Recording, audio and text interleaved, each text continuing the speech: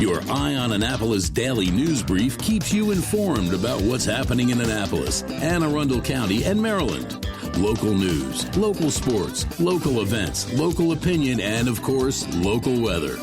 Your Eye on Annapolis daily news brief starts now.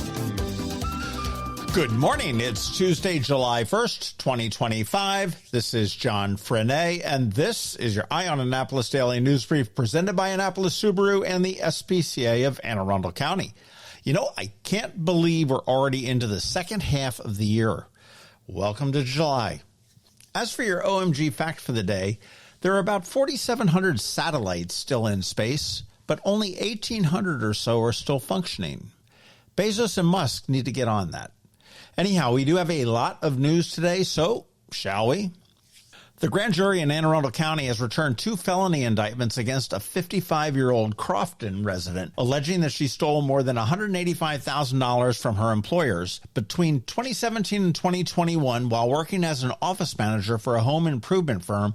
She reportedly deposited 96 checks totaling $173,000 into her personal account. Authorities say that she repeated the pattern in MAFE's fiscal department, and that's the Maryland Automobile Insurance Fund, diverting 13 checks worth $12,291 from early 2020 to early 2021.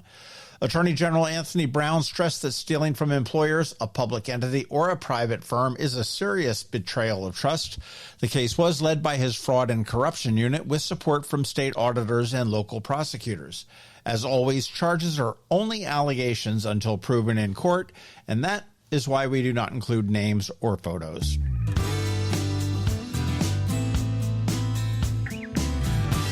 A social media alert on Sunday prompted concern after Anne Arundel First Alert reported multiple, quote, victims at the U.S. Naval Academy. Officials quickly did clarify that the incident was a heat-related incident, and 6 fourth-class midshipmen or plebes were treated for signs of heat stress at a local hospital. It all happened during a close-order drill training on Warden Field. The Naval Academy, the City of Annapolis, and Anne Arundel County first responders assisted, and the students were sent to local hospitals, quote, out of an abundance of caution, according to Captain David Foreman. With summer temperatures climbing, the Academy is emphasizing hydration and monitoring as plebe summer does continue.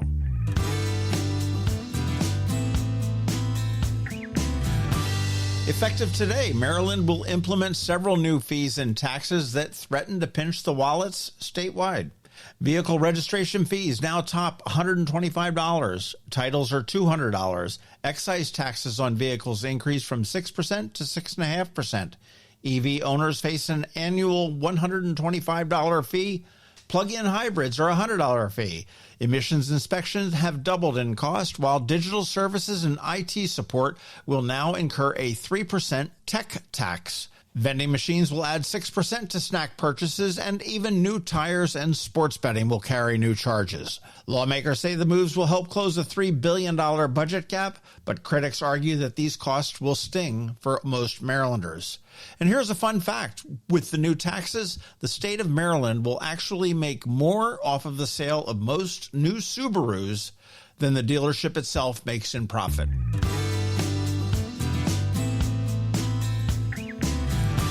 The 2025 Annapolis Powerboat Show is set to dock at City Dock on October 2nd to 5th, and here is a sneak peek at what might be coming down the road. The event promises over 400 boats this year, including center consoles, pontoons, inflatables, spanning 2 miles of dock space, all open for climbing aboard. Onshore shoppers can browse marine gear, jewelry, and apparel while attending lots of free seminars on boating basics, crabbing, and towing water toys. Families are welcome with kid-sized life jackets available, and supervised dock exploration is encouraged. The show does combine boat exploration with food, live music, and festival energy, making it a must-attend waterfront event this fall. And you want to put those dates on your calendar, October 2nd through the 5th.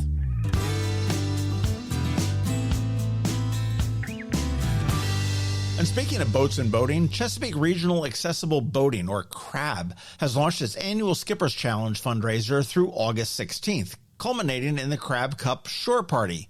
Now, participants can sign up as, quote, skippers, unquote, to raise fund. No sailing is required, no boat, but it supports CRAB's free adaptive sailing programs for individuals with disabilities, veterans, and underserved youth. The goal is $125,000 with awards for the top fundraisers. Now, one sailor, Max, wheelchairs and medical gear in tow, was able to get on the water thanks to Crab's accessible docks and protocols. Skippers and donors alike are encouraged to help ensure everyone can enjoy the Chesapeake Bay. Crabsailing.org is where you want to go to find a skipper, to become one yourself, or to simply donate to an amazing cause.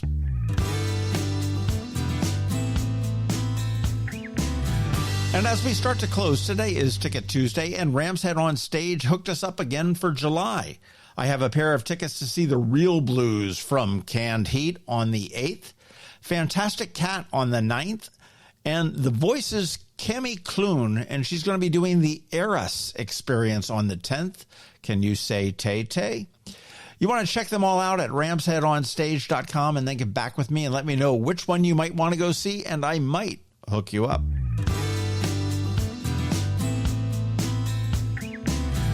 All right, that is a wrap. But first, a quick thank you to you for listening and sharing and letting all your friends and colleagues know about us, and to our sponsors for the Daily News Brief: Annapolis Subaru, the SPCA of Anne Arundel County, Hospice of the Chesapeake, Fish for a Cure, and MacMedics. Now, you want to hang tight. We have your local Anne Arundel County weather coming right up in about a minute, along with story time from the Chesapeake Crossroads Heritage Area. Have you ever had to wait to get an appointment at the Apple Store? Skip the wait and the line at the mall by visiting MacMedics in Severna Park, where appointments are not necessary. MacMedics is an Apple-authorized premium service provider. MacMedics services all Apple devices, including broken iPhone screens and batteries, and all without an appointment. Most iPhone repairs are complete the same day and usually within a few hours. MacMedics is also an Apple-authorized reseller and sell Apple products at the same price as the Apple Store. Visit MacMedics in Severna Park for Apple-authorized sales and service, and shop local. Don't wait for help. Call MacMedics at 410-757-MAX, which is 410-757-6227. It's 410-757-6227. Or visit them online at macmedics.com. Next up, we're diving into today's Eye on Annapolis weather forecast. From sunny skies over the bay to storm warnings that could impact your plans, we've got the details to keep you ahead of the curve. Stay tuned. It's all coming your way in just a moment. Good morning, Anne Arundel County. Here is your hot weather forecast for the next couple of days. Today does bring humid skies with highs near 90 and pockets of scattered storms developing during the afternoon. Those storms could bring heavy downpours and gusty winds, so you want to keep an eye out if you are heading out. Temperatures will dip only into the mid-70s tonight, muggy and warm. Tomorrow brings a little bit of relief from the heat. We'll see partly sunny skies with highs in the mid-80s and slightly less oppressive humidity. There is still a chance of a morning and an afternoon pop-up thunderstorm because summer. But it won't stick around for long, and overnight temperatures will drop into the low 70s, giving us a breather. Thursday kicks up the heat again a notch or two with a brilliantly sunny sky and highs just shy of 90 degrees. The humidity may challenge you, so you want to make sure you stay hydrated. Evening temps will fall to the low 70s, so that's refreshing and no storms on the horizon. Looking ahead to Friday through Saturday, expect drier air and more classic summer sunshine. Highs are going to hover in the upper 80s to around 90 with lows in the lower 70s. It will be an ideal stretch for outdoor plans, no matter what they are, for this long 4th of July weekend. That's your weather forecast. Keep cool, plan around the storms, and enjoy the summer glow. Coping with advanced illness can be overwhelming, and determining the best options for a loved one isn't always so easy. But here at Hospice of the Chesapeake, your hometown hospice, we want you to know you do have a choice. You can choose exactly who provides the care and the type of care you receive, and it's your decision when and where your loved one receives that care. We have served our community, family, and friends for over 40 years. We are there when you need us. Learn how we can help at hospicechesapeake.org.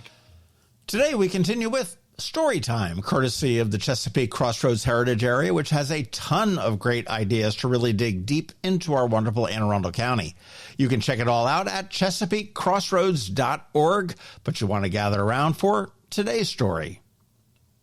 As many of us are making plans for the 4th of July, we invite you to travel back to July 5th, 1652, to the shores of the Severn River near the present-day Annapolis, where 5 representatives from the Susquehannock Nation signed a treaty with 5 British colonists led by interim governor of Maryland, Richard Bennett.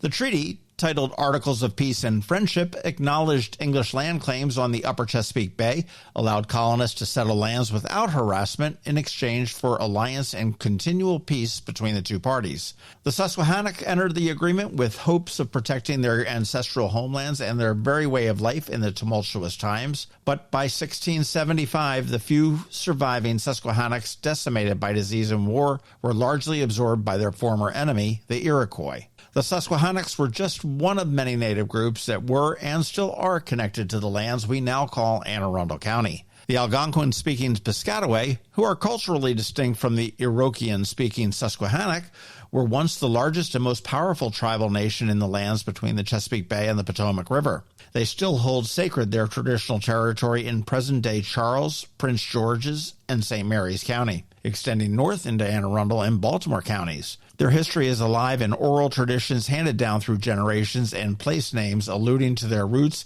in the region endure on the landscape, like the Patapsco, Patuxent, and of course the Chesapeake. Through their resilience and despite profound adversity, the Piscataway culture thrives today in state-recognized tribes of the Piscataway Indian Nation and the Piscataway Conoy tribe. Archaeologists also seek to help rediscover and learn more about the deep history of indigenous peoples by studying artifact collections gathered over the past century. Anne Arundel County curates artifacts from more than 900 archaeological sites that predate European settlement, some items dating back as far as 13,000 years ago, and is actively working with the Piscataway peoples to ensure that the artifacts and interpretations honor and respect their story. If you're interested to learn more, you want to check out eyeonannapolis.net at noon today for a much deeper look. And if you're ready to make history part of your summer, check out the Historic Summer Bucket List Challenge from the Chesapeake Crossroads Heritage Area. More than 60 sites, 1 challenge card, lots of stories waiting to be rediscovered, and you can get all of the details at ChesapeakeCrossroads.org.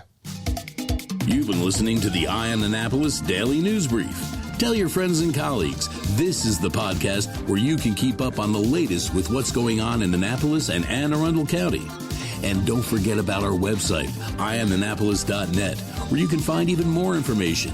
And make sure you follow us on Facebook at All Annapolis and on Twitter at Eye on Annapolis. This Daily News Brief podcast comes to you every Monday through Friday at 6 a.m.